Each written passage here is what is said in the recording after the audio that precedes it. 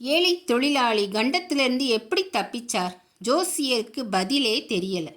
இது போன்ற கண்டத்திலிருந்து தப்பிக்கணும்னா அந்த நபர் சிவன் கோவில் ஒன்றை கட்டி அதற்கு கும்பாபிஷேகம் செய்த புண்ணியம் பெற்றிருக்க வேண்டும் என்று ஜோதிட நூல்களில் பரிகாரம் குறிப்பிடப்பட்டிருந்தது. ஆனால் இவரோ பரம ஏழை. அந்த பரிகாரத்தை ஜோசியர் சொல்லியிருந்தாலும் அதை இவரால் செய்திருக்கவே முடியாது. இவரால் எப்படி கோவில் கட்டி கும்பாபிஷேகம் செய்ய முடியும்? அதுவும் ஒரு இரவுக்குள். இந்த மாதிரி பல சிந்தனைகள் அவர் மனசுக்குள்ள இருந்தாலும் அதை வெளியில் காட்டாம நேற்றிரவு என்ன நடந்ததுன்னு அந்த தொழிலாளி கிட்ட கேட்டார். தொழிலாளியும் அவர் போன நேரத்தில் மழை பெஞ்சதையும் அப்போ மழைக்கு ஒரு பாழடைந்த சிவாலயத்தின் பக்கம் ஒதுங்கியதையும் சொல்றார்.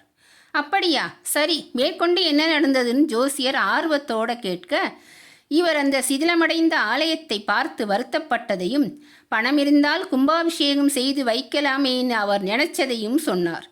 ஜோதிடருக்கு அடுத்த நொடி எல்லாம் விளங்கிவிட்டது. இந்த தொழிலாளி மனதளவில் செய்ய நினைத்த சிவாலய புனருத்தாரணமும் கும்பாபிஷேகமுமே அவருக்கு முழுமையான பலன்களை தந்து ஈசனருளால் அவரது விதி மாற்றி எழுதப்பட்டதை உணர்ந்து கொண்டார். இது உங்களுக்கு மறு ஜென்மம், அதுவும் ஈசன் கொடுத்த ஜென்மம். இனி உங்களுக்கு எந்த குறையும் இருக்காது, போய் வாருங்கள் என்று அவரை வழியனுப்பி வைத்தார். ஆக போகிற போக்கில் நம்மிடம் தோன்றும் நல்ல சிந்தனை கூட நமது விதியை மாற்ற வல்லவை. எனவே எப்போதும் நல்லதையே நினைக்க வேண்டும். அந்த தொழிலாளிக்கு அடிப்படையிலேயே நல்ல சிந்தனையும் பக்தியும் இருந்ததால மழைக்கு ஒதுங்கிய இடத்தில் கூட அப்படி ஒரு சிந்தனை தோன்றி அதன் மூலம் விதி மாற்றி எழுதப்பட்டது. சிவ புண்ணியம் என்பது மிக மிக எளிமையானது, ஆனால் தலையெழுத்தையே மாற்றவல்லது. அந்த தொழிலாளி அன்று இரவு இடி தாக்கி மரணமடைய வேண்டும் என்பது விதி. அவர் மனதால் செய்த சிவ புண்ணியம் அவரை காப்பாற்றிவிட்டது.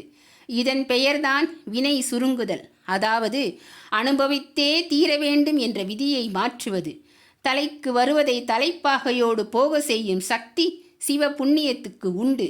இது மாதிரி நல்ல எண்ணங்களையே நாமும் நினைத்தால் அந்த நல்ல எண்ணங்களை நம் வாழ்வில் நற்கதியை தேடிக் கொடுக்கும். இந்த மாதிரி கதைகளை கேட்க இந்த சேனலை சப்ஸ்கிரைப் பண்ணுங்கள், லைக் பண்ணுங்கள், கமெண்ட் பண்ணுங்கள், ஷேர்